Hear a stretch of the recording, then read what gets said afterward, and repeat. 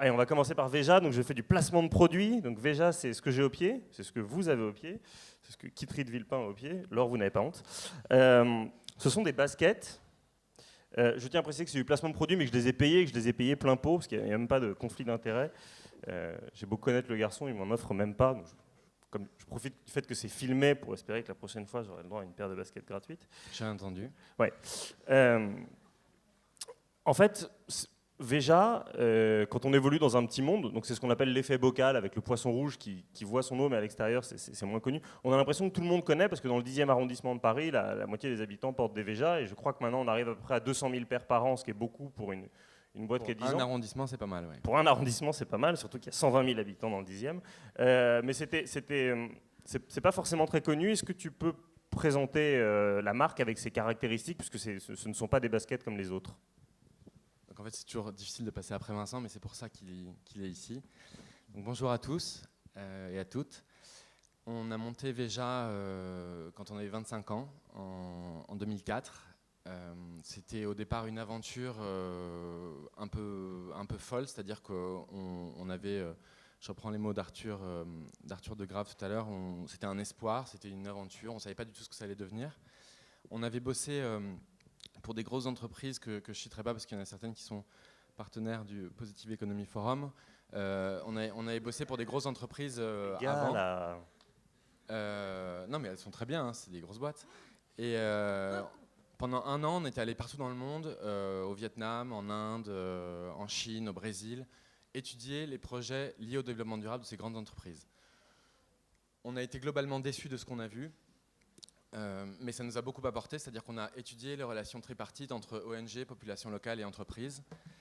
Et on s'est dit que le monde était devenu un peu fou, c'est-à-dire que la mondialisation était là, il n'y avait pas à la combattre ou à la renier. La mondialisation existait et qu'on avait eu la chance de faire de bonnes études, de venir de familles plutôt aisées et qu'on avait envie d'essayer un truc nouveau, de se lancer dans quelque chose de nouveau pour pas changer la donne, mais essayer de faire apparaître le monde qu'on aurait voulu voir apparaître. Et du coup, on s'est dit, tous nos copains étaient soit dans Internet, avec plein d'argent, soit dans la banque avec plein d'argent. Et nous, on se disait, non, on a envie de faire autre chose, de repartir de zéro et de recréer un produit ex nihilo en le déconstruisant complètement, en déconstruisant la chaîne économique du produit et en le reconstruisant à chaque étape en y ajoutant une plus-value sociale, économique et environnementale. Donc là, ça s'est porté sur le choix sur les baskets. J'ai appris hier que ça aurait pu être des caleçons. Mais les caleçons, ça ne se voit pas, enfin en certaines circonstances si quand même, mais en tout cas c'est moins visible dans la rue que des baskets. Donc il y a une volonté militante d'afficher un produit différent. Non, c'est plutôt que les baskets, c'est un objet extrêmement symbolique, et ce à plusieurs niveaux. C'est le produit de notre génération, c'est-à-dire que c'est avec notre génération, j'ai 38 ans, que les baskets se sont massifiées, que c'est devenu c'est sorti des terrains de sport pour aller dans la rue et aller au bureau et aller à la fac et au lycée. C'est un produit qui cristallise aussi la domination des pays du Sud par les pays du Nord. C'est-à-dire que 99% des baskets aujourd'hui sont produites en Chine, en Indonésie, au Bangladesh, au Vietnam, dans des conditions sociales, je dirais, exécrables et environnementales abominables. Donc on se disait que c'était un bon produit pour essayer de reconstruire quelque chose. Et c'était aussi économiquement un produit, c'est le produit au monde qui cristallise le plus de publicité dans ses coûts de production. C'est-à-dire qu'un produit une basket de grande marque, c'est en coût de revient pour la marque, c'est entre 70 et 80% de publicité et 20-30% de coût de production. Nous, on s'est dit, si on enlève la publicité, si on ne fait pas du tout de publicité, on peut réallouer ces coûts marketing et publicitaires dans la chaîne de production et créer des baskets qui soient faites à partir de coton biologique, à partir de caoutchouc naturel, les matières premières achetées dans des conditions de commerce équitable, c'est-à-dire préfinancement des récoltes, prix découplé de celui du marché, aller très loin dans la façon de déconstruire le produit. Et à chaque étape, on travaille avec Thibaut Guilly qui parlait hier, qui a monté une super association de réinsertion, c'est eux qui font tout le stockage et le dispatch des Veja. Chaque étape Et c'est finalement assez facile parce qu'on n'y connaissait rien en basket, on n'y connaissait rien de rien. Mais on a découpé un produit et on l'a reconstruit en essayant d'ajouter quelque chose à chaque fois. Alors en même temps, puisque là on est sur les consommateurs, il faut bien alerter les consommateurs classiques du fait que quand ils achètent, on va citer personne, mais bon, Nike ou Adidas, quoi, en gros, on se met, je crois que j'ai vu passer sur le site de Greenpeace le fait que quand on se met Nike ou Adidas au pied, on se met une trentaine de produits chimiques. Ils ont fait des tests dessus, on sait qu'il y a du plomb, on sait qu'il y a des saloperies. Et alors que là, moi, normalement, j'ai du coton bio, j'ai du caoutchouc équitable. C'est quand même un avantage comparatif non neutre. Et tu n'avais pas envie de faire de la publicité pour dire acheter Veja, c'est acheter la pureté? Non, parce que c'est pas vrai déjà. On a plein de limites. Notre projet a plein de limites dans tous les sens. Par exemple, la surconsommation en est une. C'est-à-dire qu'il y a des gens qui me disent oui, c'est super, j'ai acheté 4 paires de Veja, je suis très écolo. Ben non, en fait non. C'est bien d'avoir 2 paires de chaussures et pas forcément de Veja et de tourner. Mais c'est pas la surconsommation, c'est un des trucs qui plombe le monde à l'heure actuelle. Et pour répondre à ta question, nous, on était très activistes, très militants, très écolos, et on a eu un choix. C'était soit on choisissait de dire non et on rejoignait Greenpeace ou des associations assez dures, mais qui disent non, qui critiquent, et elles ont un rôle incroyable à jouer aujourd'hui. Mais en fait, on a choisi la voie du oui. C'est-à-dire qu'on a voulu proposer, on a voulu être positif, on n'a pas voulu justement critiquer et battre ces entreprises-là. Nous, notre truc, c'est de créer des projets qui soient le plus clean socialement et écologiquement. Mais c'est une route infinie, c'est-à-dire qu'on a encore plein de progrès à faire. Par exemple, les lacets de nos baskets sont faits en coton conventionnel parce qu'on n'a pas encore assez de volume pour y arriver. On y arrive bientôt là, on arrive bientôt au lacet. Mais voilà, ça fait 12 ans, ça fait 11 ans quand même. Donc, mais c'est-à-dire qu'une Veja, c'est entre 70 et 80% de sa composition, environ 90% de sa composition économique à un engagement écologique, social et économique. Et c'est déjà bien, mais on peut aller encore plus loin. Alors, on va faire tourner la parole un petit peu après, mais au-delà de la basket, la marque Veja a plusieurs, à un ou deux lieux, pour ceux qui connaissent Paris, ça s'appelle le centre commercial. Et est-ce que les équipes de Veja, donc je ne sais plus combien exactement vous êtes dans la PME, 40, 45, comment est-ce qu'on est vertueux? Est-ce que ça veut dire que les 45 salariés de Veja, par exemple, ne sont plus chez EDF, mais pas chez Enercorp? Est-ce que ça veut dire que vous choisissez une banque qui soit coopérative, etc., etc.? En fait, ça, on s'en est rendu compte en 2007 qu'on avait créé un produit extrêmement vertueux, très difficile à comprendre par le grand public parce que c'est compliqué, c'est pas... et je pense que c'est ce à quoi s'est heurté Arthur avec l'économie collaborative. C'est des choses complexes à transmettre, et on l'a vu ce matin d'ailleurs. Et c'est... Moins de Hegel. Moins de Hegel. Et on s'est rendu compte qu'on pouvait créer une boîte qui faisait un produit clean tout en étant des patrons un peu cons. On s'est dit en fait, non mais c'est vrai, on peut avoir un super produit et avoir une boîte complètement inégalitaire, une boîte qui soit très rude avec les salariés, etc.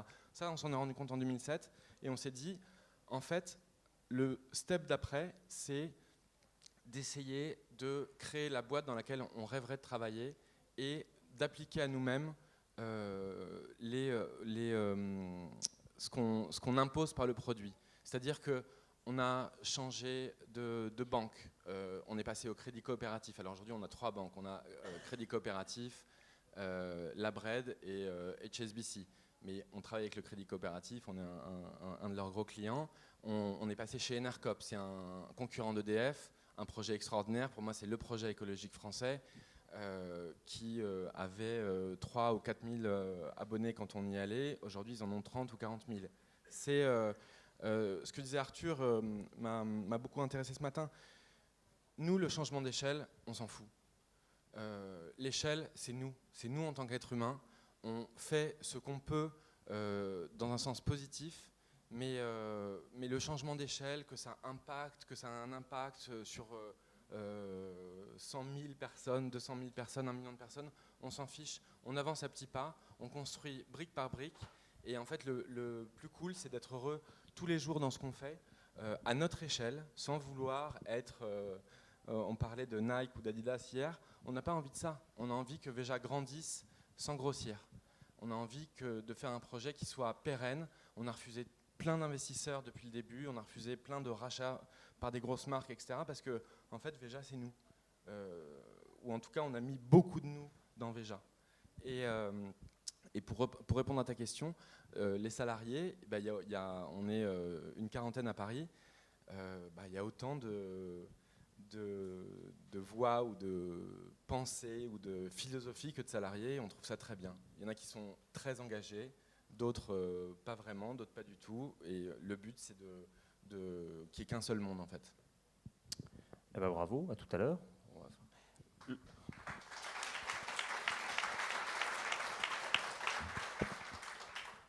Alors, Lord Réveillon, avant de vous demander ce que vous avez pensé de l'exposé de Sébastien, qui pourrait être sur One Art. Il l'est, j'espère bien. Depuis longtemps. Est-ce que vous pouvez nous présenter votre plateforme justement qui vise, là pour le coup, à faire ce qu'il ne veut pas faire, c'est-à-dire mettre en lumière et faire de la publicité pour les projets socialement et écologiquement responsables? Alors, OneArt, c'est un média qui s'appelle oneart.fr. L'objectif, c'est d'informer pour inciter nos internautes à agir. Donc, Veja, je ne sais pas si Sébastien est au courant, mais il est depuis très longtemps sur oneart.fr. On a tourné une vidéo dans vos locaux à Paris. Et l'objectif, c'est d'informer par la vidéo. Vous savez que la vidéo, c'est quand même la source d'information la plus consommée sur Internet. Et à chaque information, actualité, on propose un moyen d'agir aux internautes. Donc on a créé pour ça une application qui s'appelle OneArt Spot, qui est disponible sur Internet, sur les écrans tactiles de JC Déco, qui va valoriser en fait les Sébastiens autour de nous. C'est-à-dire qu'en fonction de nos envies, on va pousser des adresses engagées. Donc on va expliquer pourquoi il vaut mieux aller dans ce restaurant qu'un autre en fait. Voilà. Donc chaque adresse est affiliée à une action responsable et solidaire. Et en fait, c'est par cette information que le consommateur va devenir un véritable consommateur. Comment est-ce qu'on fait la vérification? Enfin, le fact-checking aujourd'hui se multiplie parce qu'évidemment, les tentations d'apparaître comme vertueux, elles sont énormes. Et on sait qu'il y a beaucoup de ce qu'on appelle, alors vous appelez ça greenwashing, social washing, ethic washing. Mais par exemple, si moi, à côté de chez moi, je vois des biscuits Michel et Augustin et que je le spot sur OneArt en disant il y a des biscuits Michel et Augustin, c'est cool, c'est vertueux. Alors qu'en réalité, il y a de l'huile de palme, mais ce n'est pas une boîte socialement responsable. Comment ça se passe? Qu'est-ce qui fait le fact-checking derrière? On ne valorise pas des produits, on valorise des acteurs, les acteurs du changement, qui ont vraiment une véritable démarche. Nous parlons d'une communauté qui est autour de OneArt Spot et qui spot tous les jours en fait. Donc déjà, la communauté elle est assez militante. En plus, on vérifie, il y a Mélanie qui est par là, qui vérifie chaque spot, qui se déplace et qui regarde en fait la démarche éco-responsable ou la démarche sociale. On ne va pas valoriser en fait un produit, on va valoriser, Veja c'est une marque, mais on ne va pas valoriser un produit type Michel Augustin, on va valoriser vraiment une adresse dans laquelle on peut se renseigner sur cette démarche-là. Donc c'est vraiment, on va ramener du virtuel au réel en fait, on va ramener le virtuel vers le terrain. Donc de toute façon, tout est vérifié. Et puis en plus, les acteurs signent une charte éco-responsable pour figurer auprès des OneArt Spot. Il y a combien de spots aujourd'hui en France? Alors aujourd'hui, on a 10 000 spots qui sont répartis en 18 catégories. Ça va par exemple de tout ce qui est beauté. On va valoriser par exemple le spa dans le noir, je ne sais pas si vous connaissez. C'est un centre de beauté en fait qui est tenu par des femmes handicapées. Qui ont une vision assez basse et vous savez qu'elles ont vraiment développé un sens du tactile très fort. Donc nous, on embarque en fait en OneArt Spot tout ce qui est social good, tout ce qui est environnement et on embarque tout le monde en fait, même les plus délaissés de la société. Et on découvre chaque jour des pépites et c'est la raison pour laquelle on a créé ce programme-là parce qu'on est tout le temps sur le terrain et on se rend compte que des Sébastien, il y en a 10 000 aujourd'hui. Alors Sébastien, il est assez médiatisé, mais les autres le sont beaucoup moins. Et d'ailleurs, à côté de ce forum, vous pouvez assister. On a quelques spotés qui sont là, il y a Potimarron qui est là, vraiment plein d'acteurs locaux du Havre qui chaque jour justement contribuent à leur échelle à une économie alternative et qui nous embarquent dedans. Alors, il y a deux questions dans la suivante, à savoir, on voit bien que quand on veut être un consommateur responsable, c'est compliqué. Je suis désolé, mais si tu tournes le doigt qui trie, ça ne va pas être très agréable. Non, mais je ne vous vois pas qui trie. C'est compliqué, c'est-à-dire qu'on voit bien que Sébastien, s'il écoutait ses principes, il n'aurait qu'une seule banque qui serait le Crédit Coopératif, mais comme ils ne font pas à l'international et que Veja vend beaucoup à l'international, il faut aller chez HSBC. Donc c'est compliqué d'être vertueux, et puis deuxièmement, c'est compliqué de trouver du... Non, c'est pas compliqué. Quand on est informé. Quand on est informé... Non, c'est pas compliqué, c'est-à-dire que si vous faites sauter vos barrières mentales, c'est pas compliqué du tout. C'est-à-dire que Enercop, quand on passe chez Enercop, c'est le fournisseur d'électricité dont je parlais, donc qui est maintenant le fournisseur d'électricité de nos bureaux, de chez moi, de nos magasins, c'était 30% plus cher qu'EDF. Et en fait, je rencontre les gens d'Enercop et ils me donnent une idée, en les écoutant parler, ils me donnent une idée et je dis à toute l'équipe Veja, je leur dis voilà, on passe chez un fournisseur d'électricité qui vaut 30% plus cher.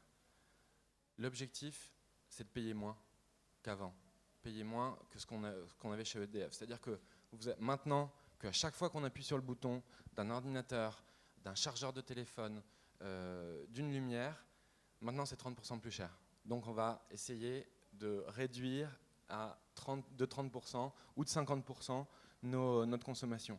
Et du coup, ça devient un truc marrant, ça devient un truc rigolo et c'est pas fliqué, hein, c'est pas du tout. Voilà, mais tout le monde sait que ça coûte plus cher. Et on a réussi.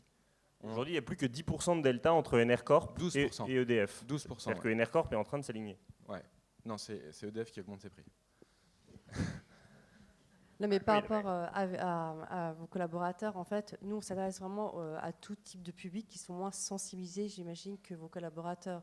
Et c'est vrai que c'est compliqué aujourd'hui d'avoir une démarche éco-responsable au quotidien. Il faut savoir que nous, tous ici, on perçoit 1500 publicités par jour. Donc là, la moitié de la journée, vous imaginez.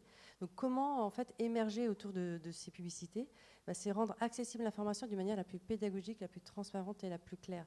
Donc nous, quand on incite à une personne d'aller se fournir dans une petite épicerie solidaire du coin, c'est expliquer qu'ils vont autant contribuer à réduire les effets de gaz d'effet de serre ou justement à contribuer à l'action sociale en réinsérant des personnes. Mais c'est vraiment l'information par l'action. L'image d'Épinal, c'est évidemment que la consommation socialement responsable se développe d'abord dans les grandes villes.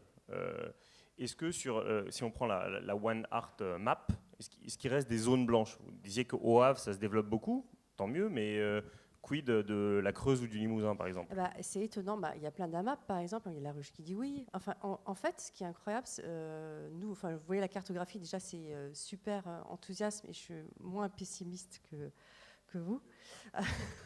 Mais en fait, c'est hyper le contraire serait hyper flippant. Parce que, en fait, finalement, les acteurs du changement, c'est très local. Et c'est pas des grandes entreprises. Au contraire, les grandes entreprises, les grandes marques sont plutôt à la ramasse. C'est vraiment porté par des tout petits entrepreneurs qui sont partout, qui essaiment et qui pollinarisent tout ça. Et c'est ça qui est chouette. Non, nous, on est étonnés par toutes les belles initiatives qui se passent. Et c'est d'autant plus enthousiasmant que c'est que chacun de nous, maintenant, est un acteur du changement. Alors, après, on va passer à l'activisme. Mais sur la consommation, quels sont, pour les gens qui sont dans la salle, les secteurs sur lesquels c'est le plus facile de changer ses habitudes et devenir un consommateur responsable ? La banque, c'est plus compliqué, mais... Non. À la banque Crédit Coop, non, c'est pas compliqué du tout. Les banques traditionnelles vous font croire que c'est très compliqué de changer de banque, etc. Mais c'est super facile. Alors, ouvrir un compte dans une banque... Non, juste une petite démarche de vérité. C'est-à-dire que sur tes conseils, je suis allé voir la Nef, qui est une banque qui investit, chaque euro d'épargne que vous avez est investi dans des projets responsables. Je leur ai demandé à transférer mes comptes, on taira le nom, mais je suis dans une banque malheureusement non vertueuse, et je leur ai dit, voilà, j'ouvre des comptes chez vous, et ils m'ont dit, d'accord, mais on n'a pas d'agence à Paris, et on ne fait pas de carte bancaire, et on ne fait pas de chéquier. Mais on peut faire des virements. Ouais, d'accord, ça arrive. Non, mais d'accord, je dois être trop impatient, mais j'ai quand même trouvé que c'était un tout petit peu. C'était un peu limite. C'était un tout petit peu complexe, quoi. C'est-à-dire, si le matin, je vais voir ma boulangerie, que je lui dis bougez pas, je vous fais un virement. Alors, la Nef est une quasi-filiale du Crédit Coopératif, et si, ils sont liés. C'est-à-dire que si tu veux avoir une carte bleue de la Nef, tu as une carte bleue du Crédit Coopératif. Et sans doute.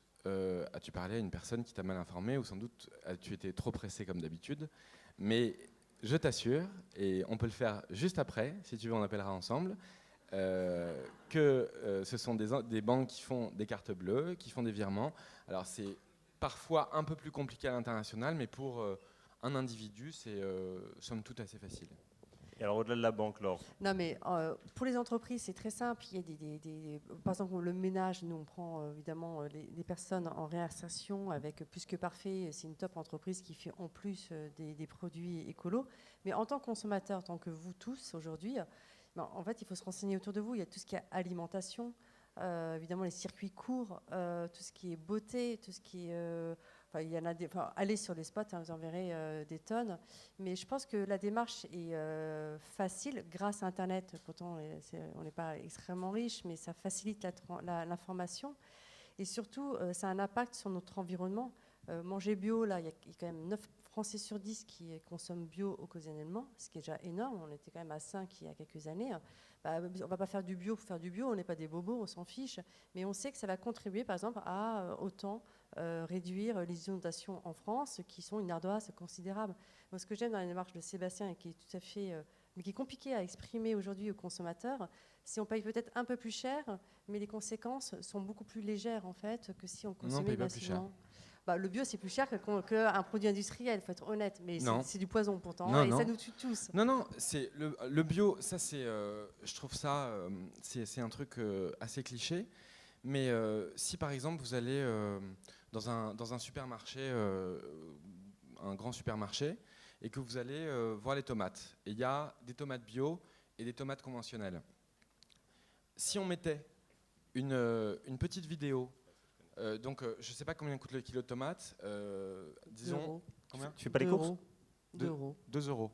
2 euros pour les tomates conventionnelles, 2 euros plus 30%, 2,60 € pour les tomates bio. Donc on dit, ah oui, c'est plus cher. Si vous mettez une vidéo de la façon dont sont cultivées les tomates conventionnelles et les tomates bio, c'est-à-dire que vous aurez une petite vidéo d'un mec ou d'une femme d'ailleurs, on ne sait pas parce qu'il sera recouvert d'une combinaison blanche en train d'épancher des pesticides 6 à 8 fois sur les tomates conventionnelles, tandis que la vidéo de tomates bio, ça sera agriculture raisonnée, etc. En fait, on trouvera les tomates conventionnelles très chères. C'est très cher que ces tomates-là valent 2 euros, vu la façon dont elles sont cultivées, et vu les externalités négatives qui sont reversées, et là qui ne sont pas comptées, sur la planète, sur les hommes. C'est-à-dire que le type qui épanche les pesticides, vous pouvez être sûr qu'il a des risques, je ne sais pas s'il aura des cancers ou quoi que ce soit, mais il a des risques pour sa santé. Ce qu'il épanche sur la terre, une fois qu'il pleut, ça passe dans le sol et on le boit. C'est exactement ça, c'est-à-dire que les conséquences... Quand on dit que c'est cher, pour le panier aujourd'hui. Mais qu'est-ce qui est cher ? Qu'est-ce qui est cher ? Est-ce qu'un iPhone, c'est cher ? Qui a des smartphones dans la salle ?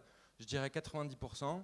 Est-ce qu'un kilo de tomates bio, c'est cher ? En fait, c'est vraiment revenir au prix est important, mais revenir au prix réel des choses. C'est-à-dire que si vous mettez ce qu'on appelle en économie les externalités négatives et les externalités positives des produits dans leur coût, là, tout change. C'est exactement ça. La cherté n'est plus. Mais c'est vrai que pour le consommateur lambda, enfin de base, c'est vrai que lui, il va comparer le prix, il ne va pas comprendre cette démarche-là. Et c'est pour ça que les spots, enfin OneArt, expriment au quotidien en fait les conséquences qu'on fait tous partie d'un écosystème et qui de toute façon les grandes marques n'ont pas le choix. On parlait de smartphones. Je crois qu'aujourd'hui, quand on sait la durée de vie d'un téléphone et le budget consommé par un consommateur pour le téléphone, c'est juste un scandale planétaire. Donc voilà, donc après, on aiguille, nous, le consommateur, vers une démarche éco-responsable avec des marques qui luttent justement contre l'obsolescence programmée et pour avoir une démarche du début jusqu'à la fin en adéquation avec notre écosystème. Et pour boucler sur le prix, une paire de Veja, ça vaut 5 à 7 fois plus cher à produire qu'une paire de grandes marques. Donc elle coûte très cher à produire parce que c'est des matériaux écologiques, du coton bio, du caoutchouc sauvage, un nouveau matériau qu'on a introduit dans les collections, c'est 100% à base de bouteilles plastiques recyclées, c'est la première fois dans le monde. 5 à 7 fois plus cher à produire, et en magasin, elles sont, je dirais, peut-être, 5% plus cher qu'une paire de baskets comparable d'une grande marque. C'est-à-dire que si on compare notre modèle un peu simple à des Stan Smith, la Stan Smith vaut entre 90 et 95 euros, la Veja vaut 99. Donc, qu'est-ce qui est cher ? Pour moi, Si on parle de basket, et je connais le prix de production des grandes marques, je vous assure qu'elles sont très, très, très, très chères par rapport à leur prix de production. Sur le prix, en fait, pour finir, et j'arrête de parler, c'est ce qui est important et ce qui me rend très optimiste aujourd'hui, c'est qu'il y a plein de monde qui sont en train de se relier. Le bio, le commerce équitable, la réinsertion, l'engagement en termes généraux, que ce soit politique, économique, social, grâce aux réseaux sociaux, grâce à des événements comme ceux-là, où on se rencontre, où on se parle, tout le monde est en train de se relier. Et en fait, on se rend compte qu'il y a une transparence globale qui arrive dans la politique, dans l'économie, qu'avec justement un smartphone, un ouvrier d'une usine au Vietnam peut filmer son usine, la mettre sur YouTube, et 5 minutes après, ça peut faire 2 millions de vues, 4 millions de vues sur YouTube. La transparence, c'est quelque chose auquel je crois beaucoup. Ça peut être aussi quelque chose de négatif, mais ça arrive, c'est en train de déferler sur le monde. C'est pour ça que les grosses boîtes sont un peu terrifiées. Et je reboucle et je finis. En fait, notre économie est basée pas sur le mensonge, mais sur l'artifice. C'est-à-dire que ça fait 50 ans que la communication a pris le pas sur la réalité. Ça fait 50 ans que la publicité a pris le pas sur la réalité. Aujourd'hui, les grosses marques, les grandes marques, que ce soit l'agroalimentaire, que ce soit textile, que ce soit productif, énergie, etc., elles ne veulent plus montrer la façon dont elles produisent. Et ça fait 50 ans qu'elles ne le montrent plus. Elles vous montrent Michael Jordan qui met des paniers, elles vous montrent des super mannequins, femmes très jolies, et en plus, elles sont très jolies, mais en plus elles sont photoshopées. On vous montre ça, mais on ne montre plus la façon dont on produit. On cache l'industrie, on cache l'agriculture dans le placard pour finalement en faire quelque chose d'abominable, et que si les consommateurs et si les citoyens voyaient la façon dont sont produits les biens de production, on arrêterait d'en acheter, je pense, la moitié. Et ça, je pense que c'est une époque révolue. Je pense que c'était 1950, 2010, je dirais. Mais aujourd'hui, la transparence et l'information, la vitesse de l'information a considérablement augmenté. On ne peut plus cacher grand-chose. Même le ministre du Budget n'arrive plus à cacher ses comptes à Singapour. Même Emmanuel Macron a du mal à payer son ISF en 2013-2014, il a du mal à le cacher. Les entreprises, les politiciens sont dans l'ancien logiciel, et je suis très confiant sur la suite, mais parce que la suite, elle dépend de nous, elle ne dépend pas des grandes marques, elle ne dépend pas des politiciens qu'on voit à la télé, elle dépend de nous, de ce qu'on fera tous les jours dans notre vie de famille, dans notre vie d'entreprise, dans notre vie d'amitié. De consommateurs. De consommateurs, mais on n'est pas que des consommateurs, pour essayer de changer la donne. Et on a ce pouvoir, chacun de nous avons ce pouvoir-là, mais il faut en être conscient et le prendre et se responsabiliser. Voilà, j'arrête de parler. Merci beaucoup. Mets le micro bien loin. Architride Villepin, merci d'avoir attendu et de remplacer si agréablement Axel Tessandier. Il est optimiste, hein. Il est optimiste, et la transparence, pourquoi pas, mais la transparence sur Internet, et encore, mais dans les médias traditionnels, c'est plus compliqué, puisque 96% des écrans en France sont contrôlés par 9 milliardaires, donc on sait qu'il y a un certain nombre de censures, de sujets qui sont souvent coupés au montage, ou en tout cas des pressions sur les rédactions en chef, y compris sur les chaînes publiques, donc tout ça c'est compliqué. Il reste Internet pour alerter quand on voit des déviances. Il y a quelques années, il y a un immeuble qui s'est effondré au Bangladesh, qui a fait 2300 morts, qui s'appelle le Rana Plaza, dans lequel on produisait des vêtements. Et le lendemain matin, en tant que maman, tu vas chercher dans tes placards pour voir si les étiquettes de tes enfants, les étiquettes des vêtements de tes enfants contiennent le sang des ouvriers du Rana Plaza, et tu ne trouves pas la réponse. Et ça te met pas de bonne humeur, et donc tu lances une vaste campagne. Est-ce que tu peux nous expliquer ce que c'était que ce collectif sur l'étiquette ? Alors, sur cette question du Rana Plaza, je suis depuis quelques années la question de l'industrie du textile et en fait de l'impact de nos actes à nous dans les pays qui produisent tout ce qu'il y a dans nos placards. Et donc au moment du Rana Plaza, ça faisait plusieurs accidents et très meurtriers qu'il y avait au Bangladesh, et donc je suivais ça de loin grâce au collectif de l'éthique sur étiquette, entre autres, qui fait ce relais-là, ou la Close Campaign. Et au moment du Rana Plaza, c'est 1138 morts dans les décomptes du Rana Plaza. Et on voit qu'il y a une dépêche AFP qui sort, et c'est tout. Ça s'arrête là. En même temps, il y a les attentats de Boston, vous vous souvenez, 3 personnes qui meurent dans ces attentats. Et là, il y a toutes les chaînes de télé, 24-24. Voilà, qu'est-ce qu'on peut faire pour les attentats de Boston? Je ne pense pas grand-chose. Ce n'est pas de notre ressort, forcément, en tout cas immédiatement. En revanche, le Rana Plaza, c'est nous. On ouvre nos placards et effectivement, qu'est-ce qu'on voit? Made in Bangladesh. Et on voit quoi? On voit Camailleux, on voit Benetton, on voit Mango, on voit Auchan. On voit ces marques-là, et ces marques-là, c'est nous. Je vois un journaliste, enfin, qui pond un article autre que le relais d'une dépêche AFP, c'est Pierre Aski, et qui dit « Le Bangladesh, la frontière de la mondialisation ». Moi, ce n'est pas des frontières loin de chez nous, c'est nous, c'est ce qu'on a sur nous. Et je vois qu'il ne se passe rien. En fait, il ne se passe rien. Et en fait, je me dis, mais c'est derrière l'accident Bhopal, c'est le plus gros accident industriel de notre ère. Et dans l'industrie du textile, c'est le plus grand de notre histoire avec un grand H.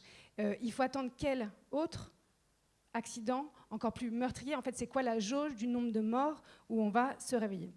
Et donc là, avec d'autres, évidemment, plein de personnes, comme chacun d'entre nous, on voit un mouvement qui se crée, parce que ce n'est pas abordé dans les médias, mais qui vont interroger les marques directement sur leur page Facebook. Et c'est aussi notre levier, un nouveau levier. Hier, quand vous n'étiez pas content d'une entreprise et tout ça, il fallait écrire à son service consommateur, discuter et tout.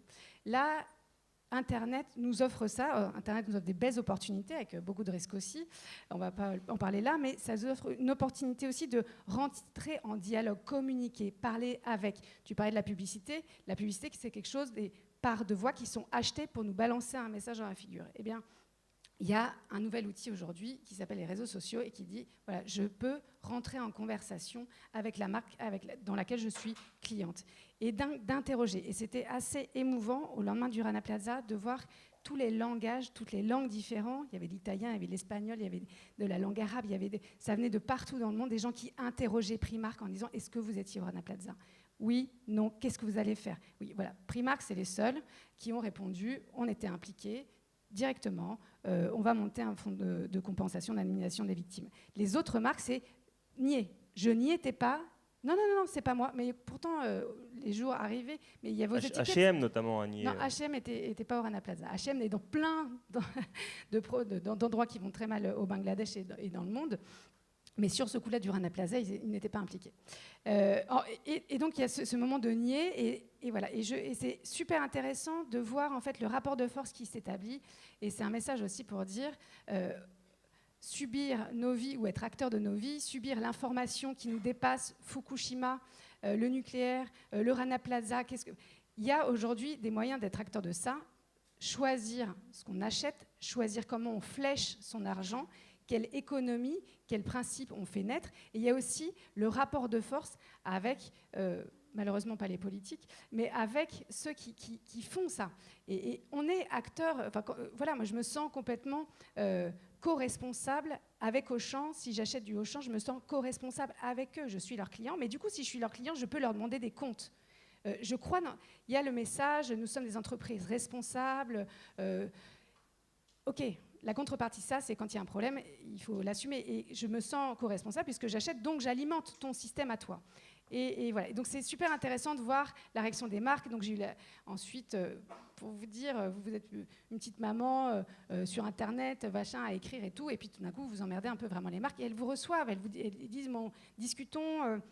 Voilà, donc j'étais convoquée par Auchan, c'était une discussion un peu tendue et tout, parce que je ne travaille pas pour eux, je n'ai pas besoin de leur argent pour être consultante ou je ne sais pas quoi, mais se dire vraiment les choses. Et chez Auchan, comme dans n'importe quelle boîte, c'est des êtres humains, des femmes, des hommes qui veulent faire de leur mieux, qui n'ont pas du tout envie d'avoir honte. Comme moi, quand je suis consommatrice et que j'ai honte de ce que j'ai acheté parce que ça produit une catastrophe, je pense que ce n'est pas évident d'être salarié dans une entreprise et de se dire « Merde, putain, là, on a déconné, ça ne va pas, c'est pas bien, on ne peut pas rentrer chez soi, être fier d'avoir participé à ça, même si c'est pas grand-chose, mais ça... » Bon, voilà.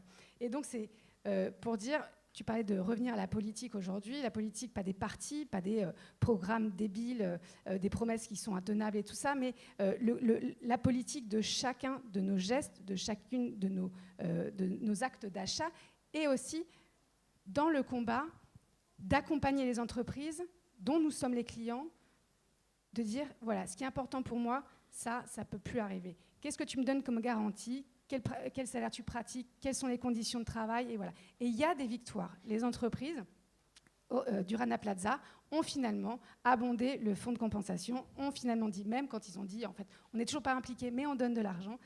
Voilà, ça a produit, grâce aussi au travail énorme des ONG, ça a produit des accords et tout ça. Une autre, on va rester sur la mode 2 secondes, parce que la mode, on pourrait penser que c'est futile. Pour ceux d'entre vous qui étaient dans l'autre salle, hier, vous avez entendu Manon Aubry d'Oxfam, et dans le rapport de début d'année au vitriol d'Oxfam, qui dit qu'il y a 62 personnes qui possèdent désormais autant de fortune que 3,5 milliards sur l'autre moitié de la planète, elle dit, au fond, les 10 dernières années, dans le dérèglement fou de l'économie, il y a 2 industries qui sont principalement visées. C'est la finance, d'une part, avec le trading haute fréquence, et d'autre part, la mode, qui tire vers le bas les coûts sociaux et écologiques. Au début, Sébastien disait qu'il avait un copain qui était très fan de Veja et qui avait acheté 4 paires de pompes et que c'était pas bien parce que c'était de la surproduction, de la surconsommation, pardon. Au fond, dans la mode, est-ce que c'est pas ça le premier problème ? C'est cette multiplication de t-shirts à 2 euros, de t-shirts jetables, et en fait, il faudrait accepter tous collectivement d'avoir beaucoup moins de fringues. Parce que c'est compliqué de demander aux gens d'avoir beaucoup moins de fringues. C'est sympa de changer de t-shirt. Ah non! Non, je m'en fous, je prends le micro. Un non, mot. C'est juste une phrase. C'est un type qui a écrit il n'y a pas longtemps que 98% des vêtements achetés dans les enseignes de fast fashion ne sont plus portés 9 mois après. Voilà. Ah, c'est pas mal. 98% des vêtements, 9 mois après, ne sont plus portés. Pour des raisons placard, pour des raisons poubelle. Mais ils ne sont plus portés. C'est un bon chiffre, c'est un bon chiffre. Et donc, est-ce que c'est ça le vrai problème, c'est la fast fashion ? Mais le vrai problème, c'est le miroir qu'on se tend. C'est juste regarder la glace. Est-ce que ça me rend super heureux de céder à toutes mes pulsions d'achat, de traîner dans les magasins, de passer mon temps là-dedans, à remplir mes tiroirs de trucs que je ne mettrai jamais, que je ne regarde même pas. En fait, encore une fois, c'est au lieu de subir sa vie et ses pulsions, c'est choisir.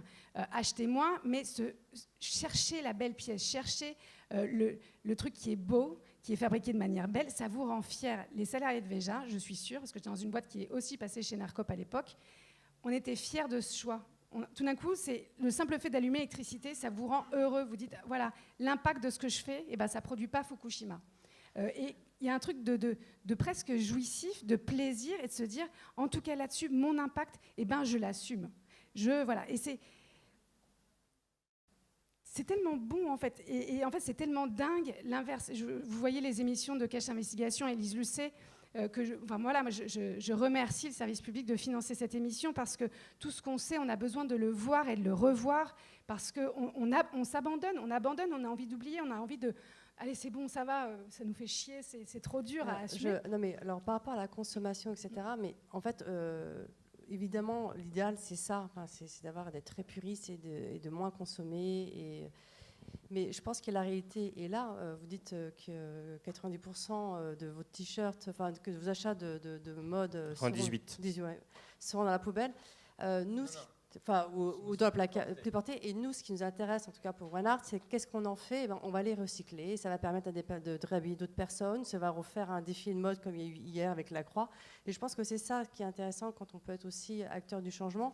C'est qu'aujourd'hui, il y a une réalité. Et qu'est-ce qu'on fait de cette réalité ? On la transforme. D'où l'économie circulaire, d'où l'économie sociale et solidaire. Et voilà, on ne va pas devenir des saints du jour au lendemain. Mais avec nos moyens, en fait, qu'est-ce qu'on peut faire ? Justement, le recyclage est un des moyens de contribuer à cette échelle. À partir du moment où il est sincère et où ce qu'on recycle, nous, ce qu'on met dans nos bennes et tout, ne se retrouve pas en Afrique et tuer le marché local de création et tout ça. Enfin, c'est beaucoup aussi ça. C'est toutes nos poubelles dont on se débarrasse et tout ça. Ça part sur des marchés qui tuent l'initiative entrepreneuriale locale complète. Mais aujourd'hui, il y a des initiatives locales qui font qu'on peut être vertueux tout en consommant, et c'est ça qui est intéressant. Alors, je vais faire la passerelle entre ce que vous avez dit et la table ronde précédente. Je ne sais pas si vous connaissez Mamie Régal. Alors, c'est une top association, c'est tout petit, c'est à Toulouse, je ne sais pas si vous connaissez. Ces 2 jeunes filles, en fait, elles s'occupaient de personnes âgées complètement isolées, et puis elles sont aperçues que ces personnes âgées, elles avaient un talent culinaire extraordinaire. Et elles ont créé une association, c'est pas une coop, c'est une association, où elles proposent à ces mamies de faire leur spécialité culinaire et de vendre ça dans les entreprises ou au marché localement.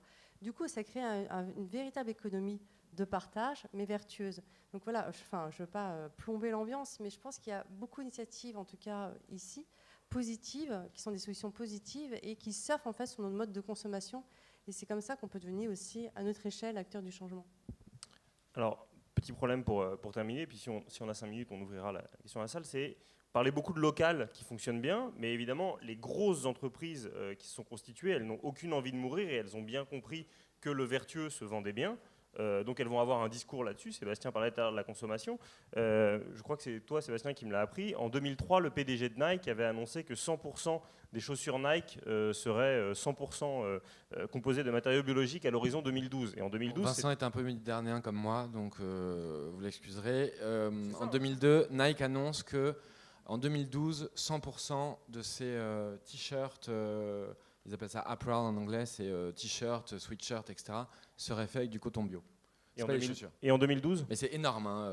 Les t-shirts, etc., c'est 40% du chiffre d'affaires de Nike, donc c'est énorme. Et en 2012, c'était quoi le résultat? 100% 98 C'était, j'ai pas le chiffre exact, mais je crois que c'était 1,2% qui était fait en coton bio, voire peut-être un peu moins. Ça s'est joué à peu de choses près, quoi. Donc, pas loin. Effectivement, au-delà du cas de Nike, si vous vous baladez un peu autour, Renault va vous expliquer qu'ils vont vous faire des bagnoles entièrement utilisées avec des pièces recyclées, et je crois qu'ils le font en partie. Enfin, je veux dire, ils bossent avec la fondation d'Hélène MacArthur.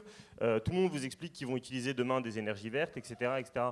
Donc, on voit bien que l'enjeu pour être un consommateur éclairé, l'enjeu d'accès à l'information va être important.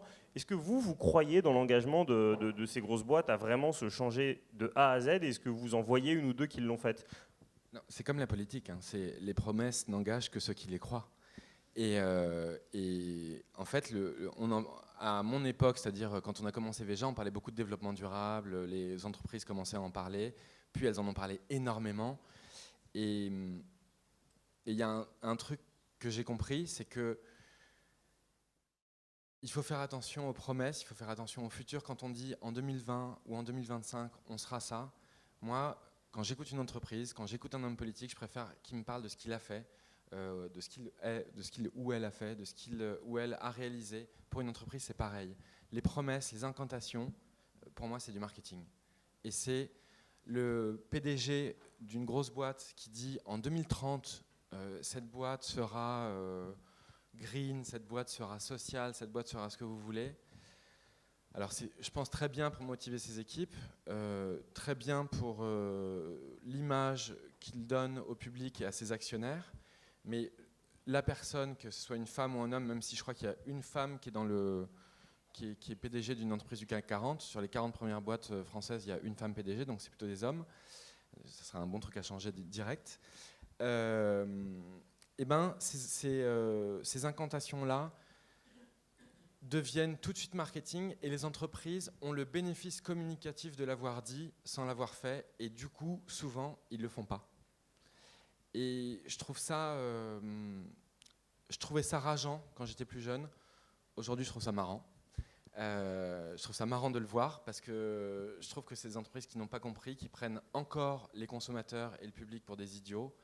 Je trouve que le niveau de conscience est élevé de façon phénoménale dans le monde, le niveau de transparence aussi, et ça me donne une grande confiance pour ce qui vient. Où en était-on il y a 10 ans sur ces questions-là? Où est-ce qu'on en est aujourd'hui? Où est-ce qu'on sera dans 10 ans? Bien sûr que j'ai envie que les grosses boîtes changent, bien sûr que tout le monde doit changer, et essayer de répondre aux enjeux écologiques qui arrivent. Une boîte dans la mode qui se comporte bien?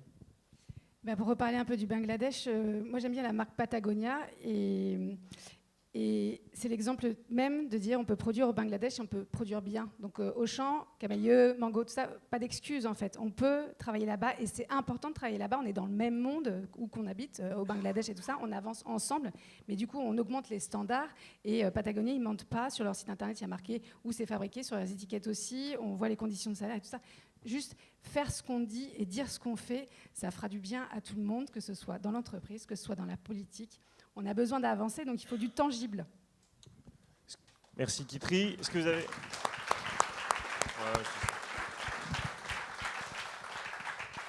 On est complètement dans les clous, donc on peut prendre une ou deux questions. Bonjour. Vraiment, j'adore cet atelier sur le pouvoir des consommateurs. Il est absolument vital. Et pour reprendre le pessimisme d'Arthur, je voudrais non pas le nier ou le réduire à un pessimisme, mais un réalisme. Consommateurs, actuellement, il y en a très peu encore. D'un point de vue masse, c'est ridicule. Alors, je voudrais simplement dire qu'il manque ici un porte-parole, non pas de la mode, ou général comme ce que vous faites, mais de ce qui est consommé le plus, c'est-à-dire le secteur agroalimentaire et aussi le cuir et ses dérivés. C'est-à-dire que, vous avez évoqué le fait que les consommateurs ne veulent pas voir un certain nombre de choses. On est bien entendu manipulé par la publicité de façon et le marketing, le merchandising, et aussi des traditions, des habitudes. Ce qui est le plus difficile à changer, c'est l'habitude alimentaire. Et en même temps, elle est essentielle parce que quand on est arrivé à évoluer à ce sujet-là, on passe dans une logique d'éveil, je ne dirais pas spirituel, probablement, mais en tout cas d'éveil citoyen majeur parce qu'on est capable de surmonter sa petite faim et sa surconsommation alimentaire, sachant que 30% en Europe et 50% aux États-Unis de ce qui est produit va à la poubelle avant d'être ouvert. Donc le scandale de l'agroalimentaire, des pollutions de l'agroalimentaire, et de l'huile de palme dans les produits bio. Ce que vous dites, c'est que le scandale, c'est nous. Mais oui, c'est nous tous. C'est nous tous. Et je pense qu'il faudrait beaucoup plus, quand on parle d'économie positive, introduire et dire devant des acteurs, les consommateurs, que nous sommes tous, que ça commence par l'immense majorité des produits dans les supermarchés sont des produits honteux. Et quand on voit que la 6e fortune brésilienne possède Kraft, possède Lef, etc., mais que le propriétaire se garde bien de manger le junk qu'il produit, que ça produit des maladies qui intéressent bien entendu les laboratoires parce qu'il y a des médicaments derrière et que c'est des pays riches, etc.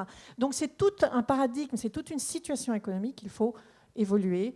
Et ce serait bien qu'il y ait cette réaction, que ce soit plus... Parce qu'il faut le reconnaître, vous avez dit le mot bobo, mais c'est que les bobos qui agissent là. Franchement, la majorité des gens ne le font pas. Attendez, parce que je sais que c'est un sujet qui court, on va prendre une question là-bas, mais explique-nous pourquoi est-ce que c'est pas que les bobos. En fait... En gardant ton calme. Oui.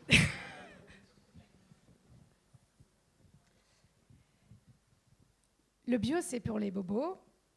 Déjà, c'est une énorme connerie économique. Les AMAP qui sont un peu partout en France entière et sur des terrains non urbains et tout ça, c'est pas du tout des bobos qui viennent, c'est juste parce qu'il y a des gens qui ont pas de sous et qui disent c'est le meilleur moyen de bouffer bien, moins cher, et c'est moins cher pour eux parce qu'il y a moins d'intermédiaires et tout. Donc, je pense qu'il faut rétablir quelques vérités économiques et il faudrait des études pour justifier ça. Et c'est aussi toujours se dédouaner, en fait. Enfin, le bio, c'est pour les bobos, c'est un peu dire, en fait, c'est pour les autres. Mais c'est pas les bobos, en fait. Et c'est pas ridicule, le nombre de personnes qui ont changé leurs actes de consommation depuis des années. Il y a 6 ans, chez Enercoop, il y avait 1800 sociétaires chez Enercoop. Aujourd'hui, il y en a 50 000. En fait, si on additionnait tous les secteurs, et dans tous les secteurs, on doit faire un choix. Dans le secteur bancaire, dans le secteur énergétique, dans le secteur de la nourriture, de l'habillement, des médias aussi, comment on s'informe, qu'est-ce que je choisis de financer avec mon argent. Si on agrégeait tout ça, ça ferait une énorme part de la population qui est en éveil et qui insuffle. Sans cet argent-là, il n'y aurait pas d'alternative. Et ça croît et ça se relie. Les gens du logiciel libre parlent aux gens qui se battent contre les brevets sur les semences. C'est une évidence, ils défendent la même chose, mais ils ne se parlaient pas, c'était des communautés différentes. Et ça prend de l'ampleur. Les gens se croisent, tu le disais, le monde est en train de se parler, de se croiser. Regardez le succès du film Demain. Enfin, moi, je tanne mes copains avec plein de sujets écolos depuis des années. Ça ne marchait pas du tout. Et ils se disent, est-ce que, voilà, c'est une révélation. Et voilà, voilà, ça passe, le message passe et les actes changent. Ça, pour le coup, il y a des études qui sont là pour le prouver. Je vous rassure, il va y avoir un mythe de speaker après, mais on peut encore prendre une... Alors, la question, c'est le changement d'échelle. Parce que changer d'échelle, c'est-à-dire la croissance pour la croissance, c'est de ça dont on est sorti. On ne veut pas croître à tout prix et de façon un peu benet, comme plein d'entrepreneurs qui veulent faire des chiffres d'affaires. Nous, ce qu'on souhaite, c'est croître solidement, croître dans nos principes, améliorer la boîte plutôt qu'elle fasse plus de chiffre d'affaires tout en mettant un peu nos principes de côté. Non, c'est croître, mais en améliorant à chaque seconde nos principes. C'est ça qu'on veut. Et par exemple, il y a une question, je te tutoie, hein, mais voilà, on a le même âge, donc ça devrait aller. Tu parlais d'abattage, tu as vu des vidéos d'abattage. Est-ce que toi, ça a changé ta consommation ? Radicalement, c'est-à-dire que ça l'a coupé de 30%, 50%, 100%? Bravo. Et la viande, ça coûte cher? Et la viande, ça coûte cher? La viande, ça coûte cher. Donc, en fait, si on applique une logique économique pure et dure à la consommation agroalimentaire, parce que ce qui nous intéresse, hein, c'est la première consommation, je crois, la plus grosse masse, on peut être plus écolo et payer moins, encore une fois. C'est-à-dire que si vous arrêtez de manger, au lieu de manger de la viande 4 fois par semaine, vous en mangez une fois, et ben vous pouvez remettre ce prix-là sur des tomates ou des carottes bio qui sont 30% plus chères. Mais c'est ce truc-là que je veux voir apparaître. C'est-à-dire que vous appliquez du rationnel, je vous réponds rationnellement et économiquement. Et c'est facile en fait à faire, c'est un jeu. Je vais juste rajouter une chose, c'est que le panier moyen de la ménagère, il y a 10 ans, c'était 30% l'alimentaire. Aujourd'hui, c'est 11%. Qu'est-ce qui se passe? En fait, qu'est-ce qu'il y a entre le delta entre 11 et 30%? Il y a tous ces petits produits multimédia, etc. Donc, quand vous parlez de la représentation en fait, du secteur, il manque quelqu'un de l'agroalimentaire. Moi, je pense que surtout qu'il manque quelqu'un de tout ce qui est multimédia, etc. Parce qu'il est quand même notre première source de gaspillage planétaire et de source de pollution. Alors, et après, il va falloir on va pouvoir continuer la conversation ailleurs. Donc, on va laisser le mot de la fin à Kitry de Villepin qui voulait vous alerter sur une initiative. Et je vous rassure, on va prolonger nos échanges juste à côté dans le Café Philo. Mais Yves et la table ronde suivante sur les fintechs sont prêts. Juste pour vous signaler, une nouvelle initiative qui est sortie juste avant l'été, iBoycott. Je ne sais pas si vous connaissez, c'est fédérer les gens, les consommateurs, les citoyens et tout ça pour dialoguer avec les marques et leur mettre un coup de pression. Donc il y avait Petit Navire et il y avait H&M. Et l'autre côté très malin, c'est le rapport de force, mais c'est aussi se fédérer pour choisir des alternatives constructives, positives, avec des externalités positives. Et donc ça, c'est le côté boycott, consommer ensemble. Et donc du coup, je vous invite à aller voir cette initiative géniale. Merci beaucoup Kitry, merci Laure, merci Sébastien. Il y a des mains au fond, on va continuer, tout va bien, ils ne partent pas. Et ça reprend ici dans 3 minutes sur les fintechs, voilà.